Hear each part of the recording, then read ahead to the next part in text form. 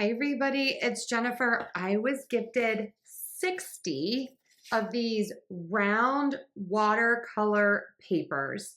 So they come in a bunch of different sizes and they're perfect for most wet and dry media. So here is a look at them from the side just so you can get like an idea.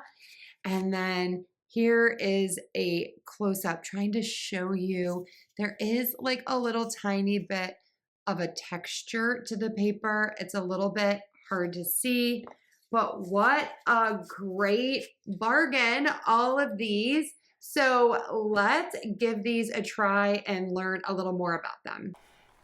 These watercolor round papers are cold pressed and they are ideal for almost all wet and dry media, and they are great from beginners up to specialists. So you could use this with pencils, inks, crayons, markers, watercolors, you name it. You can be as creative as you want to be. I do love the texture of this paper. It's not too rough and it's not too smooth. It's the perfect thickness and it's going to resist color bleeding.